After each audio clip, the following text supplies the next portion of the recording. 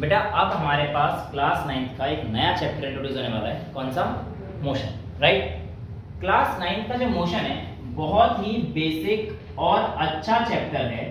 अगर हम लोगों को आगे साइंस लेनी है तो बहुत इंपॉर्टेंट चैप्टर बन जाता है, पहली बात। और अगर साइंस नहीं भी लेनी है तो भी हमारे पास डेली लाइफ एक्टिविटीज में इतनी चीजें आती हैं जिसकी वजह से हम लोगों को क्या रखना है, इस चैप्टर को अपने डिटेल में चलाना है। ठीक है, चैप्टर सारे डिटेल में चलेंगे, उसमें कोई प्रॉब्लम वाली बात नहीं है बेटा। ठीक है, एक लेवल अप रहेगा, सारी चीजें हम लोगों को पता है। ठीक है, स्टार्ट। मोशन की अगर मैं बात करता हूं तो मोशन है क्या? बताओ आप लोग क्या बोलते हो, व्हाट इज मोशन? अगर मैं आपसे पूछता हूं एक 9th क्लास के बच्चे से कि मोशन क्या है तो क्या आंसर बोलते? A body when changes its position with respect to time. ठीक है, आपके पास एक body when changes its position with respect to time is motion. ठीक है, मोशन का उल्टा आप लोगों ने पढ़ी रखा होगा क्या चीज? रेस्ट। तो रेस्ट की डेफिनेशन क्या होगी? When a body do not change its position with respect to time it is called rest. Okay, आप लोगों के सामने अगर मैं आपको आज बोलता हूं कि जो हम लोगों के पास बेटा मोशन और रेस्ट की डेफिनेशन जो आज तक हमने पढ़ी है वो गलत है, तो थोड़ा सा जमीन हिल जाएगी।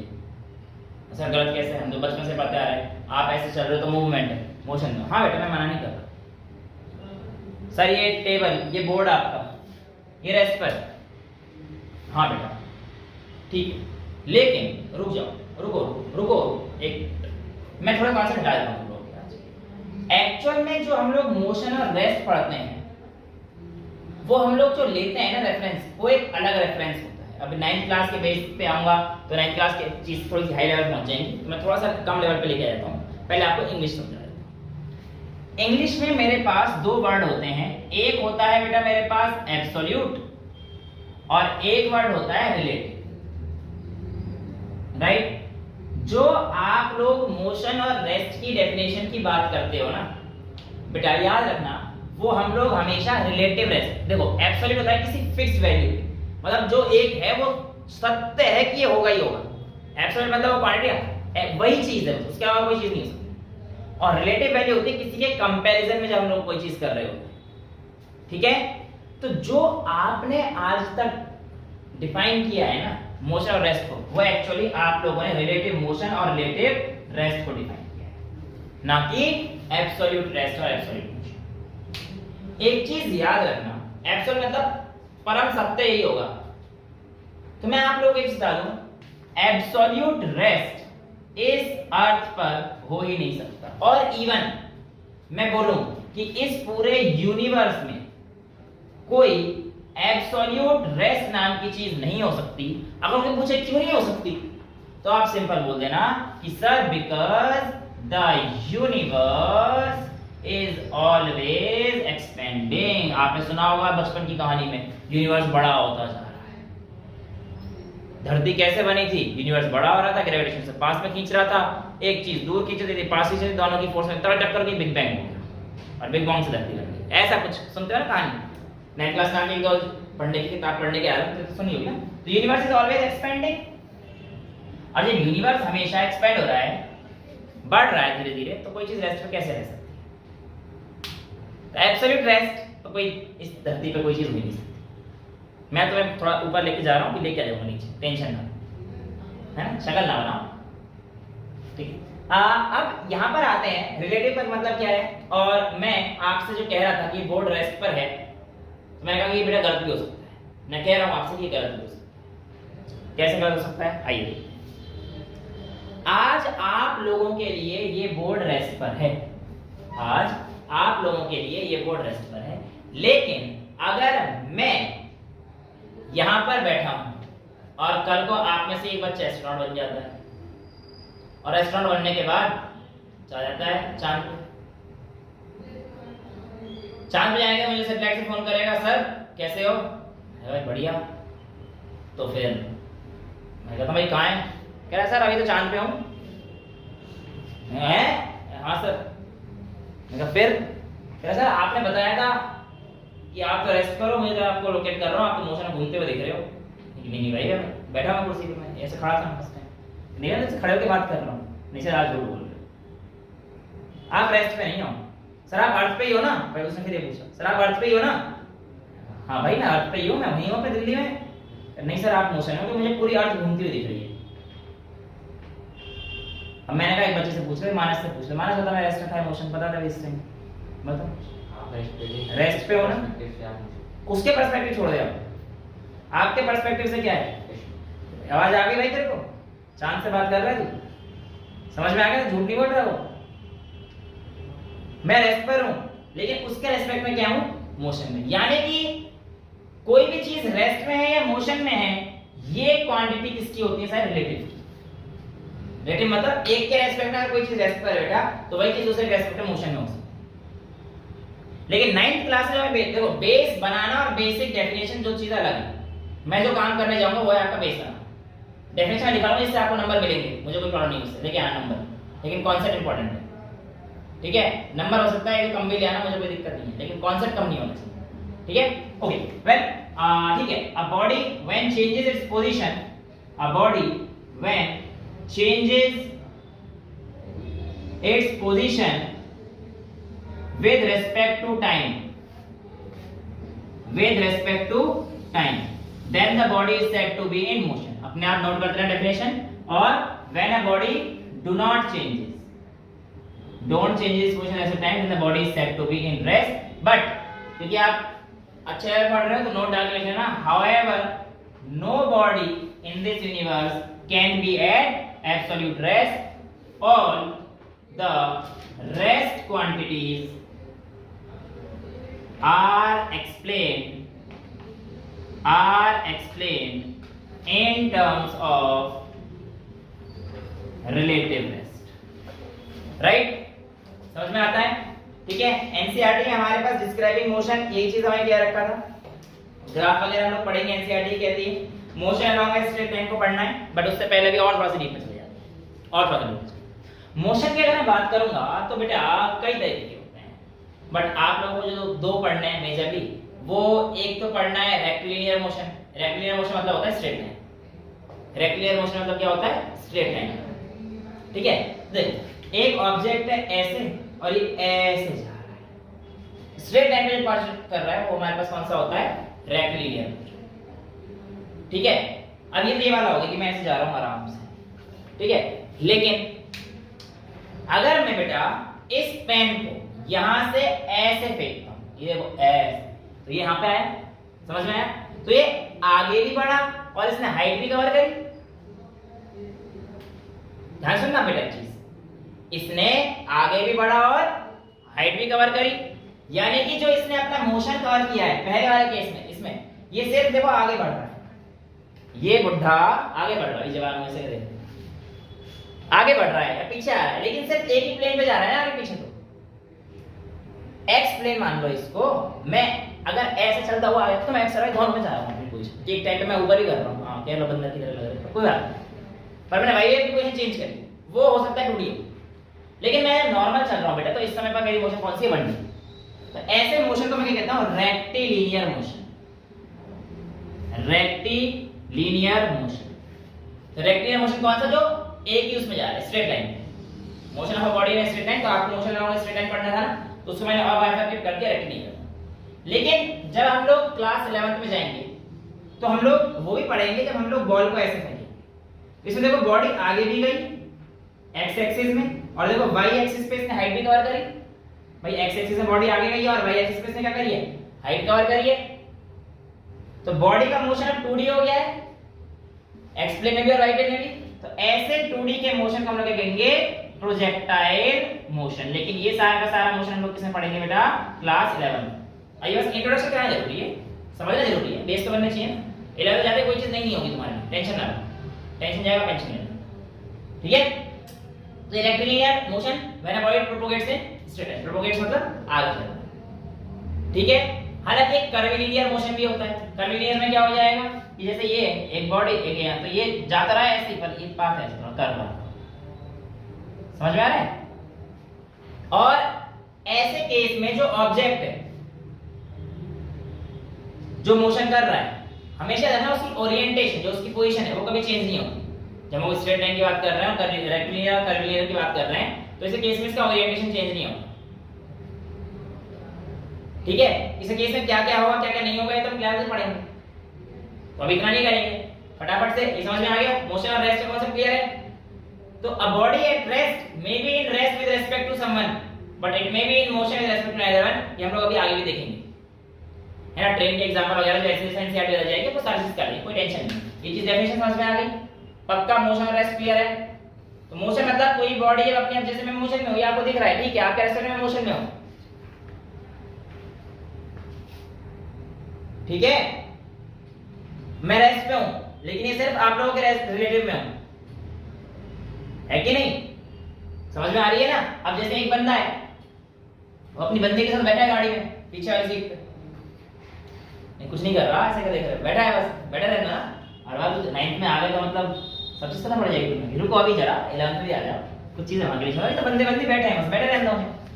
तो वो बंदा अपनी बंदी के साथ बैठा है तो क्या करेगा, क्या करेगा, बातें करेगा, बातें, इतना ही मैं कहना चाह रहा हूँ, बातें करेगा, बैठ के बातें करेगा, बस, है ना। 9th क्लास में सिर्फ बातें करेगा, बाकी देखेंगे 11th में क्या क्या हो जाएगा, क्योंकि 10th क्लास में प्रोडक्शन आ जाएगा तो हम पढ़ेंगे उसे ध्यान से, लेकिन अब गाड़ी में थोड़ी वो चीज अलग हो जाएंगी ना। वापस आते हैं टॉपिक पर। तो बेटा उस गाड़ी के अंदर एक बंदा एक बंदी बैठी हुई थी, चलो मेरी मैडम मान लो, अभी आई नहीं ना क्योंकि, चलो खैर मैं बैठा था और एक मिसेस कोई बैठी थी, सपोज मैं आराम से बैठ के ऐसे बात कर रहा हूँ, ऐसे बात कर रहा हूँ, ठीक है। भाई साहब आए जैन जी मेरे पास, पर इन्होंने ना मेरे को बस गाड़ी से जाते हुए देखा, ये दूर खड़े थे, उन्होंने मेरे को गाड़ी से जाते हुए देखा, इसने कहा ओ भाई साहब सर जा रहे, सर गए थे, फिर वापस उसी रास्ते से आ रहे होंगे, मान लो आप, ठीक है। मैं कहा अरे इनके साथ ये कौन बैठा है, कल पूछूंगा मैं सर से। तो ये मेरे को आके बोलेगा, या उस टाइम पर जो गाड़ी जा रही थी उस समय क्या बोलेगा, सर आप किस पोजीशन में हो जो गाड़ी चल रही है, तो मोशन में।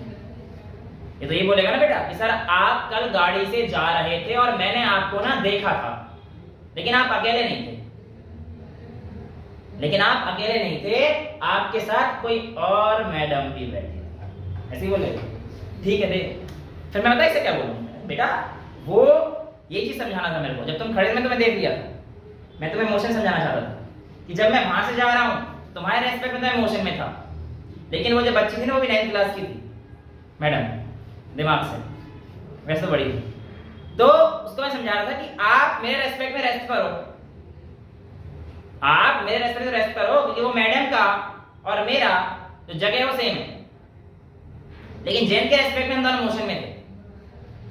और मैंने मैम से पूछा बताओ मैं किसमें हूं, तो वो कहती है आप रेस्ट। मैंने कहा ठीक है, तुम्हें साइंस आ गई, मेरे को साइंस पढ़ाई थी, मुझे और कुछ दिक्कत नहीं थी मैडम को बैठा के, उसने साइंस समझा था इसलिए बैठी थी मेरे साथ, लेकिन इसके ऐसे में मोशन में था, ठीक है। अब ऐसा पॉइंट जहां से आप चीजों को देख रहे हो, ध्यान सुनना बेटा, ऐसा पॉइंट जहां से आप चीजों को देख रहे हो उसको हम लोग बोलते हैं frame of reference, the point from which you are looking towards an object, उसे कहते हैं फ्रेम ऑफ रेफरेंस।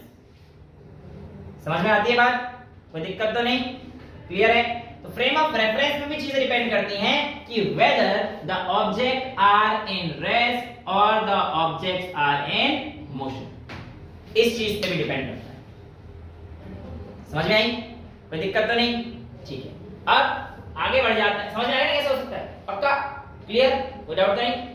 अब बढ़ते हैं मोशन में स्ट्रेट लाइन की तरफ, जो कि हमारी एनसीईआरटी है। कुछ नहीं, सिंपल सी कहानी, और समझना है, आंसर समझ चाहता हूं, ठीक है, बहुत सिंपल सी कहानी। देखो एक ऑब्जेक्ट है यहां पर खड़ा और स्ट्रेट लाइन में चल रहा है, तो स्ट्रेट लाइन तो यही होगी, मान के चलो ये 5 मीटर है, ये 10, 15, 20, 25, 30 ऐसे करके आ रहा है।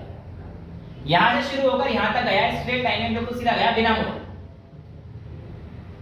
और हर डॉट का मतलब 5 मीटर, जिसने कितने डिस्टेंस कवर करी, 30 मीटर कवर करी। तो मोशन स्ट्रेट लाइन तो सिंपल सा है, मोशन स्ट्रेट लाइन सिंपल सा है कि कोई भी एक ऑब्जेक्ट अगर चलता जाएगा तो उसकी डिस्टेंस देख लो भाई, इसका इनिशियल पॉइंट क्या था, फाइनल पॉइंट क्या था, तो हम वो डिस्टेंस बता देंगे। लेकिन अगर 9th क्लास में टॉपिक डाला है तो कुछ ना कुछ तो बताना चाह रहा होगा, ठीक है। तो बेटा यहाँ पर मोशन स्ट्रेट लाइन में हम लोग एक नया कॉन्सेप्ट आज पढ़ने जा रहे हैं, डिस्टेंस और डिस्प्लेसमेंट। किसका कॉन्सेप्ट पढ़ेंगे, डिस्टेंस और डिस्प्लेसमेंट। अरे डिस्टेंस का कॉन्सेप्ट और डिस्प्लेसमेंट का कॉन्सेप्ट क्या कहता है, आइए समझते हैं। डिस्टेंस क्या है? डिस्टेंस दूरी कवर करते हैं, जितने भी दूरी कवर करें, बिल्कुल परफेक्ट, यही डेफिनेशन मैं दूंगा कि distance is simply the total path length, ऐसा कह दो अंग्रेजी में, ज्यादा अच्छी तो मेरी नहीं है। The total path length traversed by an object या ट्रेवर्स्ड बाय एन ऑब्जेक्ट, भाई कितनी दूरी तक वो है वो उसका डिस्टेंस, ठीक है। और डिस्प्लेसमेंट क्या होता है, किसी को आइडिया है? शॉर्टेस्ट पाथ, बिल्कुल, बहुत बढ़िया बच्चा। Shortest path between initial and final position, shortest path, सबसे छोटा वाला जो पाथ, वो आपको क्या हो जाएगा? डिस्प्लेसमेंट, ठीक है। अभी मैं आपको डिस्टेंस और डिस्प्लेसमेंट बहुत अच्छे लेवल पर समझाने जा रहा हूं। उसके बाद फिर हम लोग नई चीज सीखेंगे, स्केलर और वेक्टर क्वांटिटी, राइट। आइए शुरू करते हैं। देखो मैंने कहा कि भानु यहां चलना शुरू करता है, भानु भाई आपके यहां चलना शुरू करता है, तो बेटा भानु भाई जा रहे थे रास्ते में स्ट्रेट लाइन, जाते जाते ये जो पोजीशन थी ये 10 मीटर की थी, उन्होंने ये बैरियर कवर किया, उसके बाद आगे गए, आगे जाते जाते ये और 5 मीटर आगे बढ़ गए, ठीक है। अब उसके बाद उन्हें याद आया, अरे यार आयरन को तो घर से उठाना था, और आयरन अगर बीच में यहां कहीं था, तो इन्हें याद आया कि भैया आयरन को घर से उठाना है तो मेरे को वापस जाना पड़ेगा उसी पाथ पे, और वो यहां पर है, जो कि यहां से 5 मीटर की दूरी पर है ओरिजिन पॉइंट से, ठीक है। तो फिर आपको बताना है कि ये जो भानु व्यक्ति है, जब ये आर्यन के घर पे पहुंचता है उसको उठाने के लिए, तब उसने कितना डिस्टेंस ट्रेवल किया है और कितना डिस्प्लेसमेंट ट्रेवल किया है, बताइए। आंसर सबसे आना चाहिए, सिंपल सी बात है, ये कॉन्सेप्ट लगाना है। 25 हो जाएगा डिस्टेंस, डिस्टेंस हो जाएगा 25, देखें 10 15, फिर वापस आया 5 और 5, बहुत बढ़िया, 25 डिस्टेंस हो गया, बिल्कुल। कोई डाउट है इसमें किसी को? तो 25 मीटर मेरा आ गया डिस्टेंस, डिस्प्लेसमेंट कितना होगा? 5 समझ गए? ये कहानी पूछते हैं, स्ट्रेट लाइन की ये कहानी पूछते हैं, तो डिस्टेंस कितना होगा, डिस्टेंस, डिस्प्लेसमेंट कितना हो गया? यूनिट जरूर लिखना है बेटा, मीटर यूनिट जरूर लिखना, ठीक है। कोई डाउट किसी बच्चे को? क्लियर? आगे चल सकते हैं। तो ये चीज हमारे पास आ गई, डिस्टेंस और डिस्प्लेसमेंट, शॉर्टेस्ट पाथ और distance is the total path, right, ठीक है। हटा दो इसको, हटा सकता हूं, ठीक है। जैसे कि आप कार में बैठे हो हाँ। और जा रहे हो, तो सर आप भी तो फिर मोशन में जा रहे होगे, आप सीधे देखोगे तो सर आप कहते हैं आपसे कोई भी कहते हैं डिस्टेंस कवर की तो कर रहे हो। एग्जैक्टली, अगर मैं कार में हूं तो मैं मोशन में हूं, बट उसके रेस्पेक्ट में जो ग्राउंड पे बंदा है या दूसरी कार में बंदा है, ठीक है। लेकिन जो गाड़ी के अंदर दूसरा बंदा बैठा हो तो रेस्ट में है, तभी तो फ्रेम ऑफ रेफरेंस काम आता है। मैं तो मोशन में हूं, एग्जैक्टली। अगर टोटल वैसे पूछ जाएगा कि ओवरऑल तो मैं मोशन में, एग्जैक्टली। बट ये चीज डिपेंड करती है मुझे देख कौन रहा है। गाड़ी के अंदर बड़ी सुंदर कन्या मुझे देख रही है तो इसका मतलब मैं रेस्ट पर हूं, लेकिन आप लोग अगर मुझे देख रहे हो तो मैं मोशन में। तो किसी से डिपेंड कर रहा है फ्रेम ऑफ रेफरेंस, इसलिए मैंने यहां पे फ्रेम ऑफ रेफरेंस कंटिन्यू किया।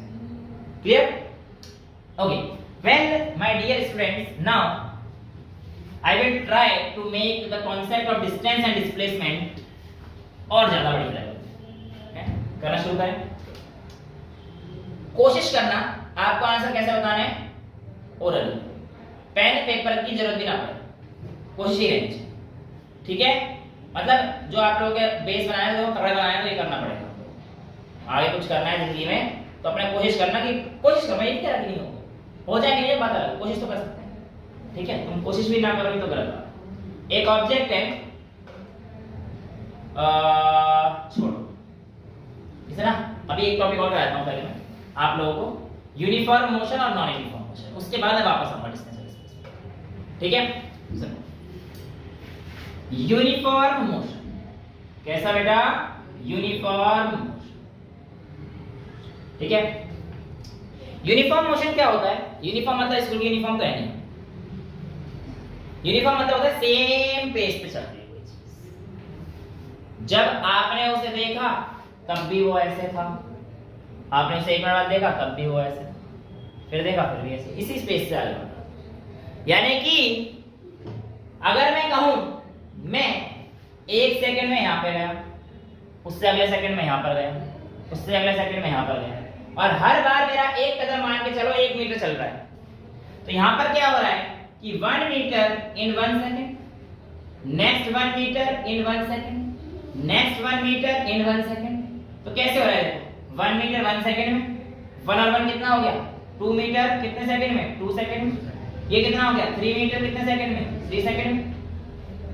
तो जब भी आपके पास ऐसा मोशन आएगा जहां पर हमारे पास बॉडी इक्वल डिस्टेंस कवर करेगी, and when a body covers, यहां पे लिखना अपने आप, when a body covers equal distance in equal interval of time, ऐसे केस में the motion is said to be having uniform, equal distance in equal interval of time. Clear है?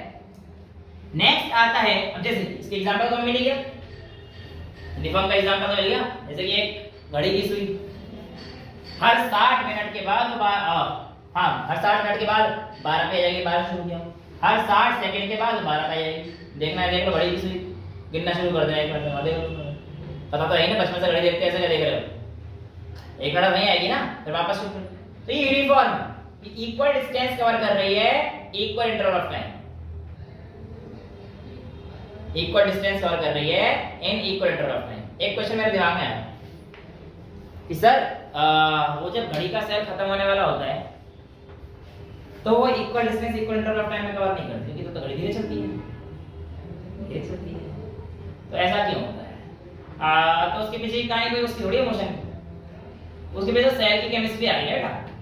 वो तो वहां पे जो सेल की रिएक्शंस हो रही थी वो अब उस स्पीड से नहीं हो पा रही, कि जिसकी वजह से घड़ी के पास प्रॉपर पावर नहीं पहुंच पा रहा, जितना पावर पहुंचा तो घूम रहा है भाई।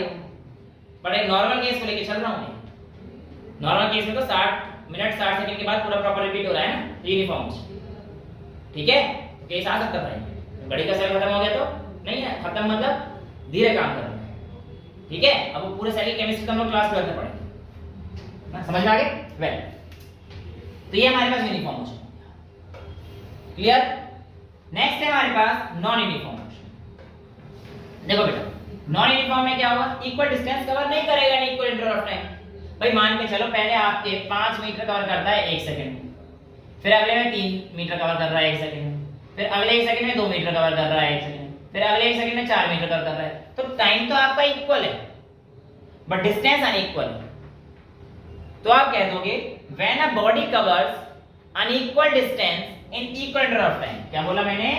अनइक्वल डिस्टेंस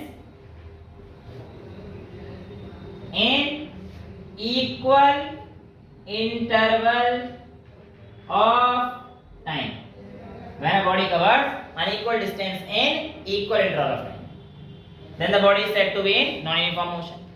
ये कैसे मोशन में हो जाएगी? non-uniform motion। इसका वाइस वर्सा भी ट्रू है। वाइस वर्सा मतलब उल्टा, when a body covers equal distance in unequal interval of time। जैसे कि क्या कहना चाह रहा हूं बेटा मैं, सुनना। इक्वल डिस्टेंस है तो बॉडी ने पहले 2 मीटर कवर किए 1 सेकंड में, डिस्टेंस तो इक्वल है। अगले 2 मीटर को कवर करने के लिए से 2 सेकंड लग गए, फिर अगले 2 मीटर को करने के लिए से 3 सेकंड लग गए, अगले 2 मीटर को करने के लिए से फिर से 1 सेकंड लगा, अगले 2 मीटर को करने के लिए फिर से 4 सेकंड लग गए। तो ये देखो ना, डिस्टेंस तो इक्वल है लेकिन ये अनइक्वल है। तो ये दोनों ही केस किसके हैं हमारे पास? Non uniform motion. और ये वाला केस किसका था हमारे पास? Uniform motion. यूनिफॉर्म और नॉन यूनिफॉर्म मोशन में डाउट क्लियर? कोई गलती तो नहीं करोगे? पक्का? कोई दिक्कत तो नहीं है?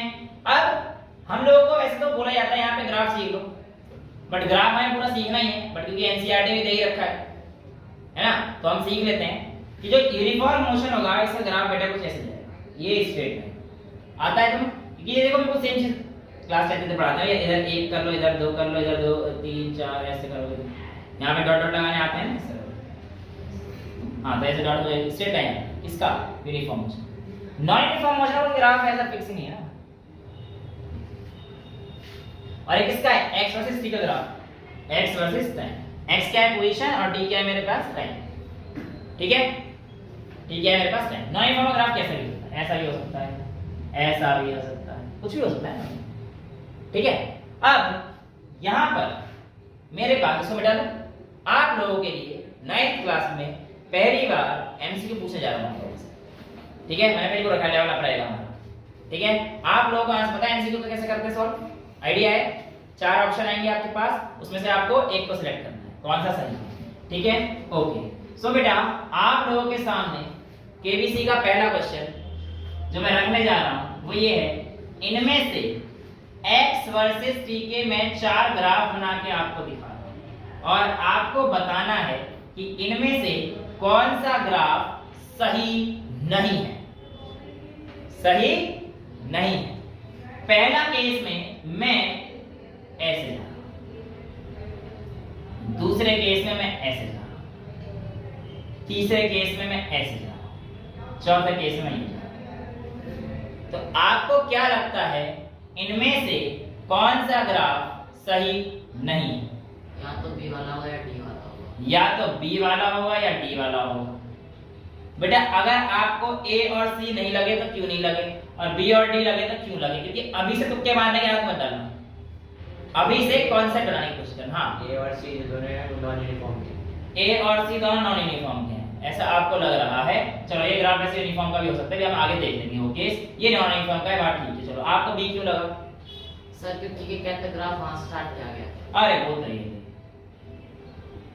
अच्छा मतलब तुम देख रहे थे ऑरिजिन से शुरू नहीं हुआ है ना, ये कहना है। खैर आप लोगों को एक कॉमन चीज और देखनी चाहिए। आपको कोई आंसर? थर्ड वाला मतलब एक हाथ तो बोली दो, ए बी सी डी तो बोल दो, कोई ना कोई सा तो होगा, इतने बच्चे बैठे 4 तो ही हैं। चल खैर आंसर इसका बी है। व्हाई? आपको नजरों से खेलना आना चाहिए, इन नजरों को सही रखना, किसी और के साथ नहीं, फिजिक्स के साथ खेलना है, ठीक है। सुनो बेटा एक्चुअल में क्या है कि यहाँ पर इन सब में सबसे बड़ी चीज जो आपको देखनी थी वो ये थी कि सिर्फ इकलौता ये ग्राफ है जिसमें टाइम आपका पीछे जा रहा है, और टाइम कभी भी पीछे नहीं जाता है। The only graph which is wrong here is option B. आपके 1 लाख रुपए हार गए, ठीक है। तो आपके वनाधिकारी दोबारा केबीसी के सवाल पूछ रहे हैं, बहुत सवाल बेटा उन्होंने अपना बेस ऐसा बना के चलना है एमसीक्यू का कि कोई सवाल पूछे तो दिक्कत नहीं होनी चाहिए। कॉन्सेप्ट समझ में आया तो अपने आप नोट भी करते रहा, क्योंकि मिटाना बहुत देखो अच्छा लगे पढ़ाना तो पढ़ाना ही बहुत पड़ेगा और आपको लिखना ही बहुत पड़ेगा। जो यहाँ पे पढ़ाई हो रही है अपने आप लिखते रहा, और मैं बार-बार ये चीज नहीं बोलूंगा कि भाई ऐसे लिख लो ये कर लो, ठीक है। देन तो ये आपको समझ में आ गया, कॉन्सेप्ट अच्छा लगा, मजा आया। तो शॉर्टेज डिस्टेंस हो गया, यूनिफॉर्म एंड नॉन यूनिफॉर्म हो गया।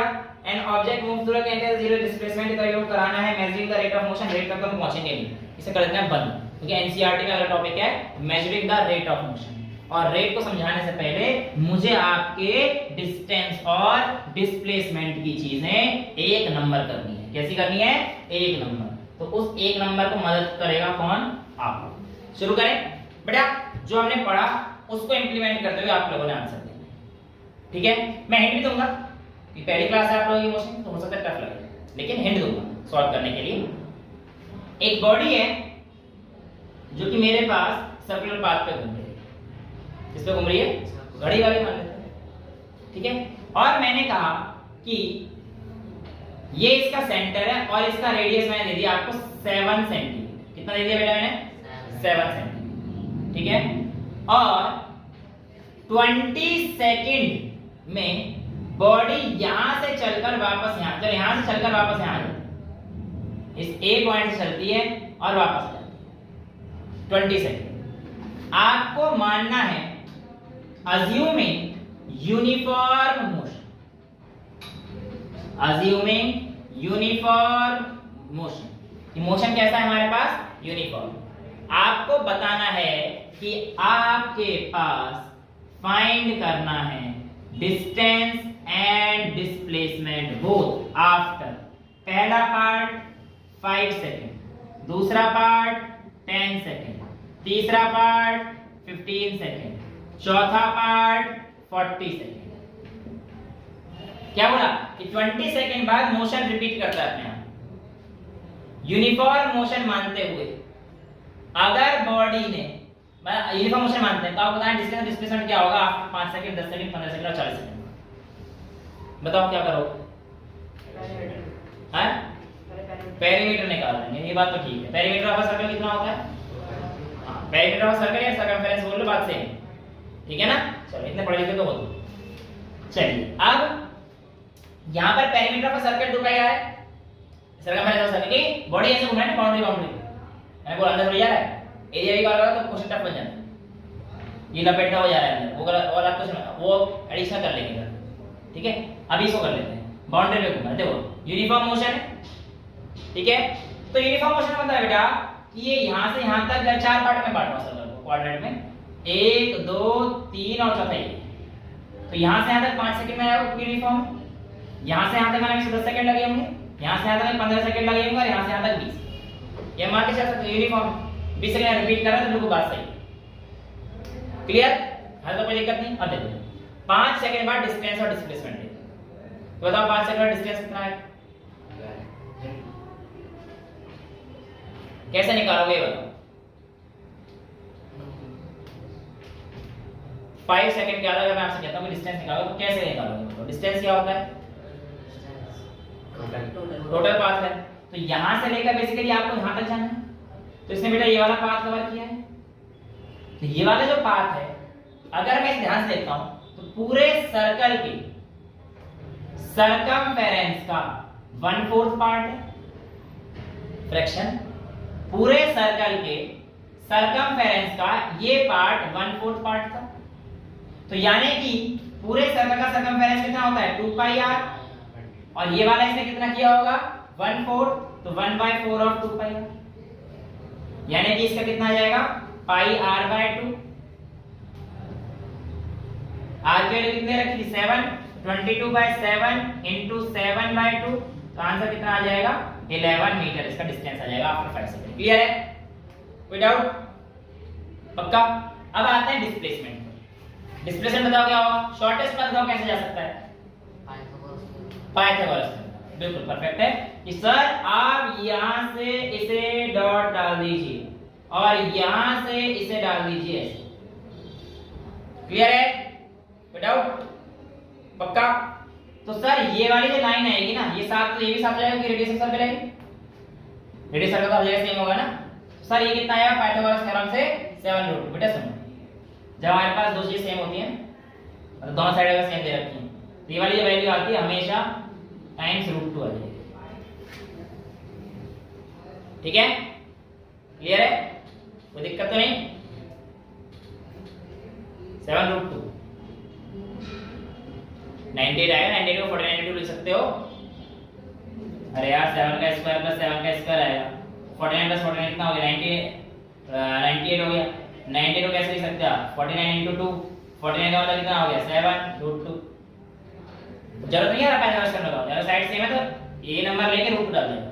ठीक है? वेल अब आप मेरे को बताइए 10 सेकंड का डिस्टेंस कितनी कवर करेगा?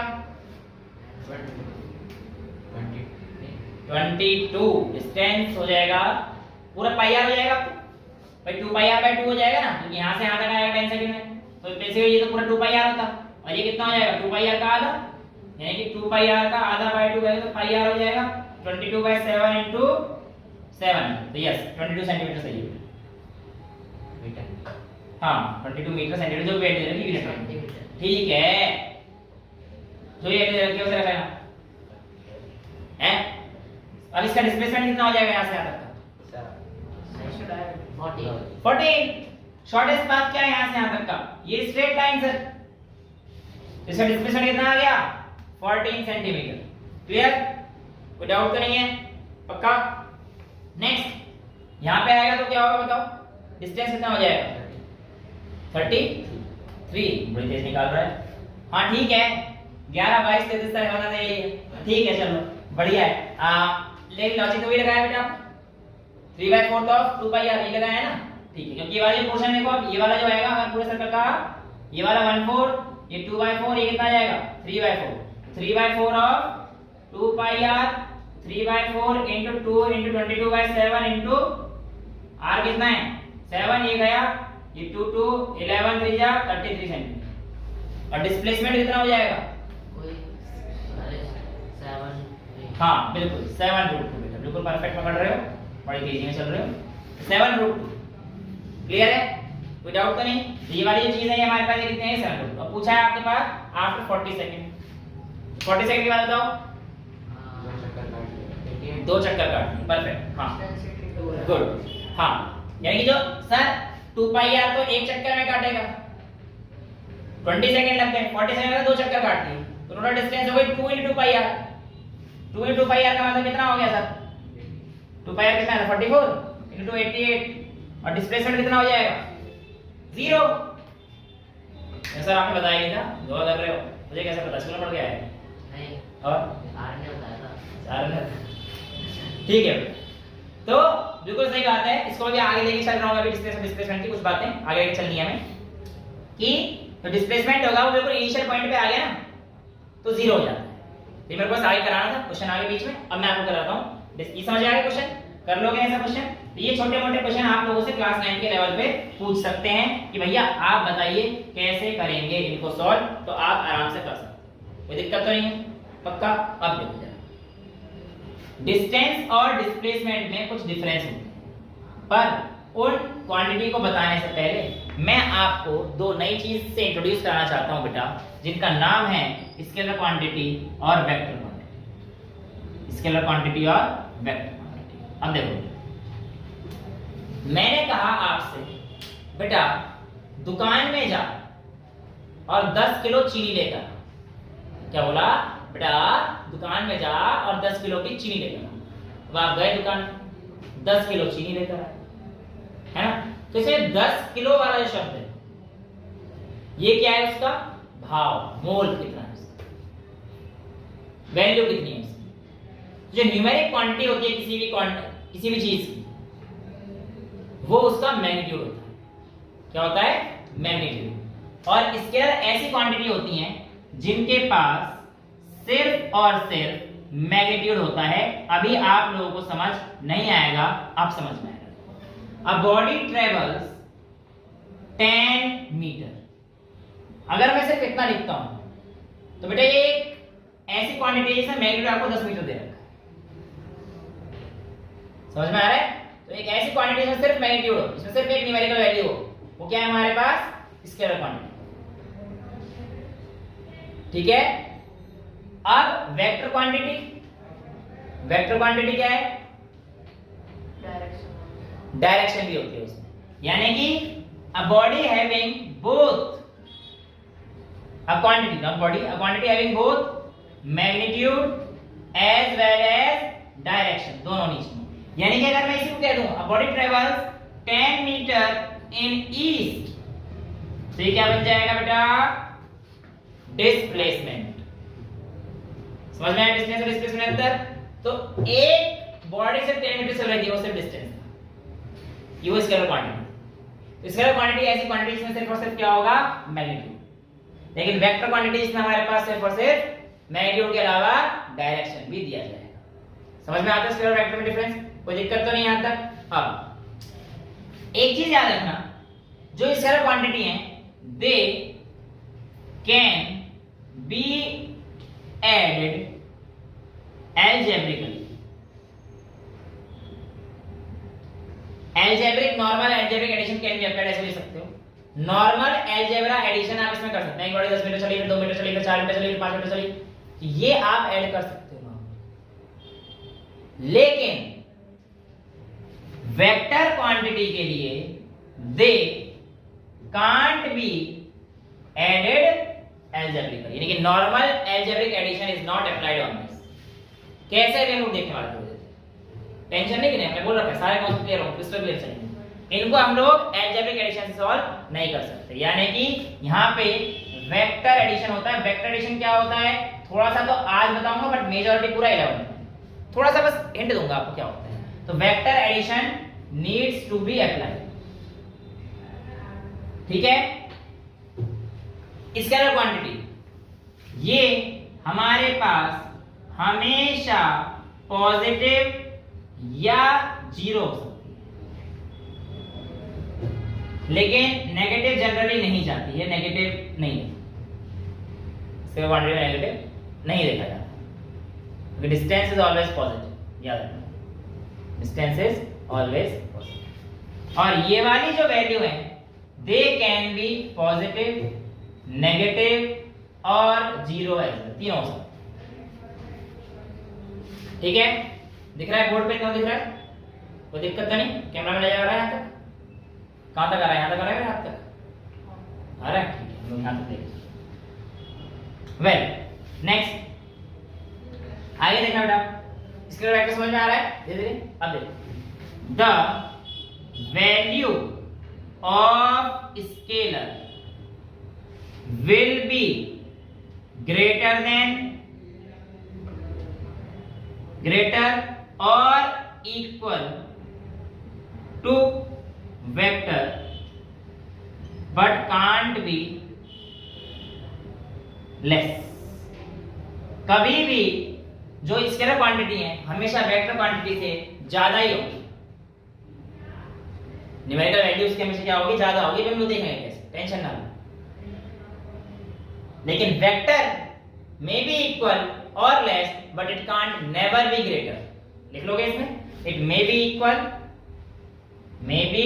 इक्वल या less but it can't be greater, ठीक है, समझ में आता है। आइए अब इन स्केलर वेक्टर को हम लोग एक छोटे से न्यूमेरिकल से समझते हुए अपने अपने कॉन्सेप्ट्स ले रहे, राइट।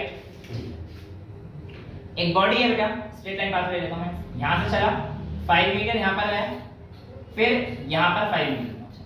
तो आप मुझे बताइए पहले ए बी और सी पर गया, तो आप मुझे बताओ डिस्टेंस कितना है, पहले ए पे गया, फिर बी पे गया, फिर सी पर गया, 15, राइट।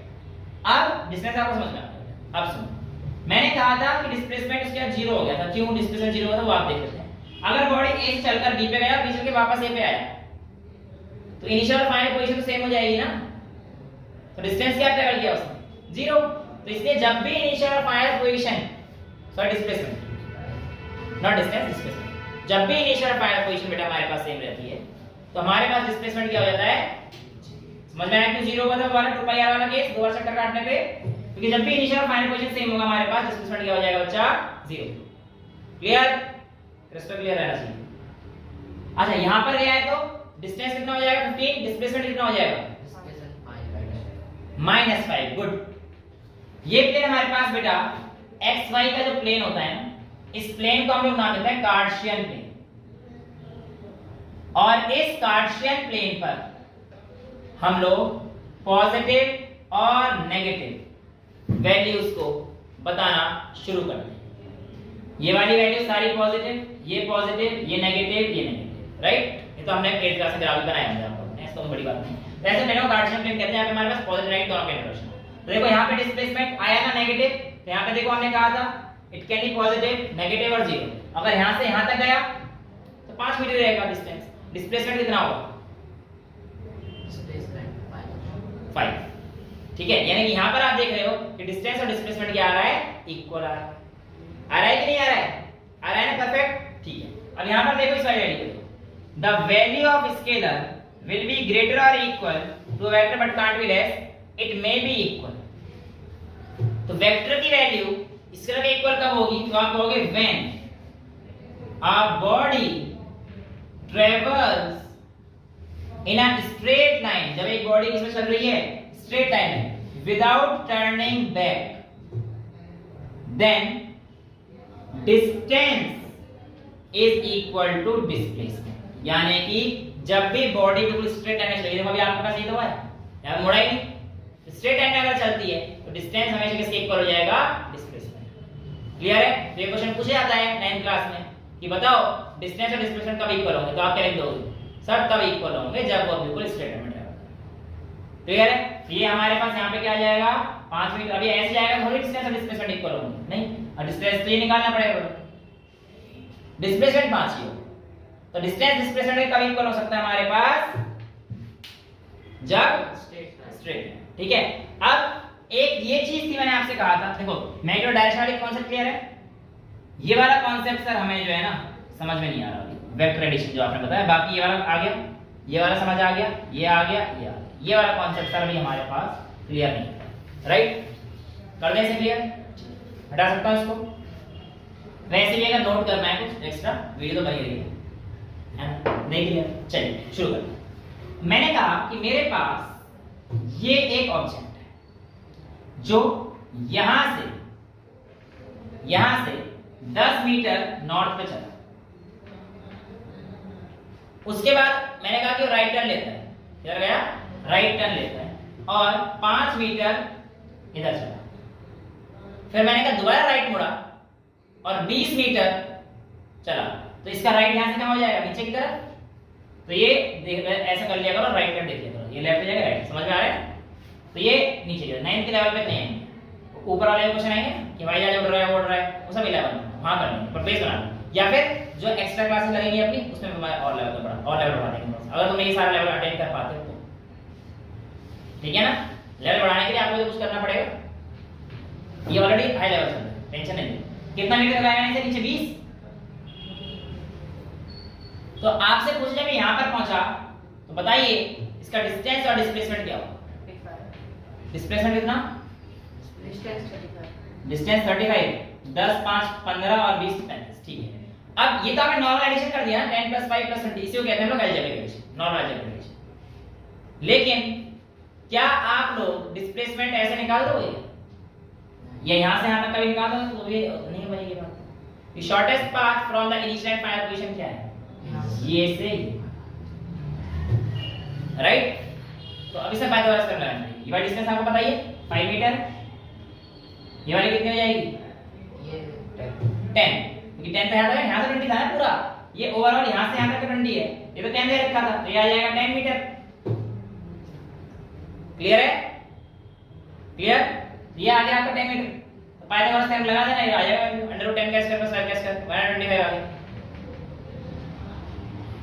ठीक है? डिस्प्लेसमेंट ये नहीं है डिस्प्लेसमेंट, ये इनिशियल पॉइंट ये था ना, फाइनल पॉइंट ये था, तो इनिशियल और फाइनल पोजीशन के जो शॉर्टेस्ट पाथ होगा वो हमारा डिस्प्लेसमेंट होगा। तो यानी कि डिस्प्लेसमेंट को मैं डायरेक्टली कर सकता हूं, नॉर्मल अलजेब्रिक एडिशन नहीं कर सकता ना।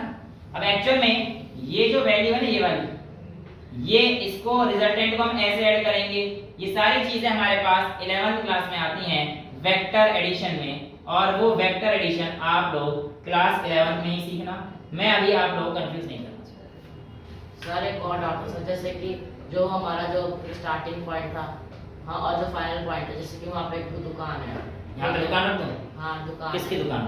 अरे वो खाने पीने की दुकान। तो खाना पीना, पेट कम हो नहीं रहा है, खाने पीने पराठे इतने खाता है। हाँ, यहाँ पे खाने पीने की दुकान होती है। तो सर जैसे कि अगर मेरे को ना जल्दी जाना है घर, जल्दी जाना है, तो सर जैसे कि तो 5 मीटर जो नीचे वाला 5 मीटर है यहाँ पे, हाँ वो सर ऊपर थोड़ा से वो, ये वाला, हाँ यहाँ पे एक गली है, मतलब जो पतली सी है, ये पतली सी गली है। हाँ।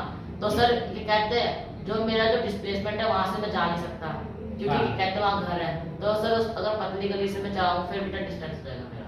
बेटा वो तो फिर तो ऐसे जाएगा ना, हाँ। मतलब अगर वो तो शॉर्टेस्ट पाथ ढूंढ लो कोई सा भी, वो कोई दिक्कत नहीं है। आप कह रहे हो सर यहाँ पे घर बना दिया आपने, है ना, और अगर मैं ऐसे जाऊं शॉर्टेस्ट पाथ तो ये होगा ऐसे करके, मतलब आप क्या चाह रहे हो ऐसे होगा, है ना, ऐसे कह रहे हो शॉर्टेस्ट पाथ तो ये होगा। अब अगर ये शॉर्टेस्ट पाथ होता है मेरे लाल, तो बेटा ये जो कहानी है ना, ये क्लास 11 में इंटीग्रेशन डिफरेंशिएशन करके निकालना पड़ता है, क्योंकि ये आपके पास जो पाथ जाएगा यूनिफॉर्म स्ट्रेट लाइन पाथ नहीं होगा ना, ये पाथ तो मुड़ गया आपकी गली का। शॉर्टेस्ट देखो आप गली से जाओ ये नहीं होगा, शॉर्टेस्ट अब भी एक रहेगा, लेकिन उसमें क्या रास्ता ऐसा हो गया ना, ऐसे रास्ते के बारे में लोग 11th क्लास में पढ़ेंगे। करा तो मैं दूं कि बेटा यहाँ पे एक लिमिट ले ले, लिमिट लेनी पड़ती है, उसको इंटीग्रेट करते हैं लोअर वैल्यू से लेकर, मतलब यहाँ पे लिखते हैं लोअर लिमिट और यहाँ पे लिखते हैं अपर लिमिट, वैसे पर उसकी जरूरत नहीं है, मत समझ में आएगा। इसके लिए चलो डिफरेंशियल इंटीग्रेशन सिखा दूंगा मैं आपको अभी एक्स्ट्रा सेशन, ठीक है, जब एक्स्ट्रा सेशन चलाएंगे तो मैं करा दूंगा, तब आपको ये, ठीक है। चलो ये भी बना देंगे। और बताइए और कुछ डाउट? तो डिस्टेंस और डिस्प्लेसमेंट के सारे point scalar vector quantity clear हो गई। तो आपकी एनसीईआरटी का एक क्वेश्चन था, इसमें लिखा था an object is move through a distance can it have a zero displacement? Yes. कब? When it will reach to starting point या initial position. If yes, support your answer with an example. I hope now you can support. Next question है, farmer moves along a square side 10 metre in 40 second. ये कह रहा है एक farmer है जो कि 10 मीटर का चक्कर काटता है ऐसे, सॉरी 40 स्क्वायर फीट है, तो वैसे रेक्टेंगल डायग्राम मेरे थोड़े हैं ऊपर नीचे। 10 metre 10 metre 10 metre 10 metre, right. ये और कहता है इसका चक्कर काटना है ना, हमारा जो फार्मर है, मैं किसान आदमी, मैं इसका चक्कर काट रहा हूँ, तो ये जो काटा मैंने 40 सेकंड में काटा, तो हर 10 मीटर का 40 पेरीमीटर कितना हो गया?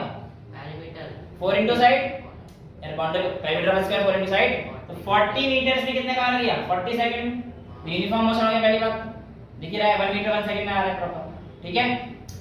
ठीक, अब अगर मैं कहता हूं at the end of 2 minute 20 second पूछा है इसने, 2 मिनट 20 सेकंड ये पूछा है मेरे लाल, तो बेटा देखो 2 मिनट 20 सेकंड की पोजीशन देखो, 2 मिनट 20 सेकंड मतलब कितने सेकंड टोटल? 100, 2 मिनट 40 बाय 220 कितना पूछा है एट द एंड ऑफ, बोलते नहीं 20 सेकंड, सही तो 120 प्लस 20 सेकंड यानी कि 140 सेकंड हो जाएंगे, राइट। 140 सेकंड देखो ये काम कैसे करेगा। आफ्टर 140 सेकंड ये आया यहां पर 40 सेकंड हो गए, फिर दोबारा गया 80 सेकंड हो गए, फिर दोबारा गया 120 120 का यूनिफॉर्म देखो 130 और 140 यानी कि इसकी फाइनल पोजीशन तो ये है। तो 140 सेकंड के बाद इसकी जो डिस्टेंस होगी वो तो 140 मीटर ही होगी, कि हर एक सेकंड में 1 मीटर चल रहा है, डिस्टेंस तो क्लियर है। लेकिन जो इसकी डिस्प्लेसमेंट है बेटा वो क्या हो जाएगी? वो सर कहते हैं फिर से पाइथागोरस। एग्जैक्टली पाइथागोरस थ्योरम लगाएगा अभी। अरे बेटा भी बताया था ना, ऐसे मतलब पाइथागोरस नहीं लगाना। अगर दोनों हमारे पास सेम है तो ये कितना आ जाएगा? 10√2 पाइथागोरस लगाया तो ये आंसर आएगा, ठीक। अभी थोड़ा टाइम लगेगा तो उस चीज को रिलेट करने में, बट ये ऐसे हो जाएगा आराम से। समझ में आया क्वेश्चन? कोई दिक्कत तो नहीं। अगला कहता है जो the following is true for displacement के लिए इनमें से कौन सी लाइन सच है? It can not be zero. क्या लाइन सच है डिस्प्लेसमेंट के लिए? फॉल्स, क्योंकि displacement can be zero. Its magnitude is greater than the distance travelled by object. हां, इट्स मैग्नीट्यूड इज ग्रेटर नहीं, कभी नहीं, मैग्नीट्यूड तो कभी ग्रेटर नहीं हो सकता, हम देखिए, ठीक है। ये आपके पास मेजरिंग द रेट है, हमारे पास अलग तरीके से करेंगे हम लोग, और uniform and non uniform motion हम लोगों ने कर लिया है ना। इसके एग्जांपल जो है कह रहा है कि अगर भीड़ लगी हुई है, जॉगर जॉगिंग करना शुरू कर रहा है तो भीड़ करके फिर रुकेगा, फिर तेजी से स्पीड पकड़ेगा, ऐसा ही नॉन यूनिफॉर्म तो क्योंकि equal distance equal interval of time में कवर नहीं कर रहा। कहानी वही है एनसीईआरटी में, और तो मेरे पास कुछ नहीं दे रखा है ना। तो एक मिनट पहले केस देखता है 5 मीटर पहले 5 सेकंड चला, फिर 5 मीटर 5 सेकंड चला, प्रॉपर वही जाएगा, वो डिलीट तो कुछ बदल सकता है ना। कॉन्सेप्ट अपने को क्लियर है, ठीक है। तो आज हम लोगों ने एनसीईआरटी के शुरू के 3-4 पेज खत्म किए, 3 पेज बेसिकली, जहां पर हम लोगों ने क्या क्या सीखा है? Rest, motion, distance, displacement, scalar quantity, vector quantity और उनसे रिलेटेड कुछ न्यूमेरिकल्स, ठीक है। आज के लिए इतना ही रखते हैं। That's all for today, thank you so much.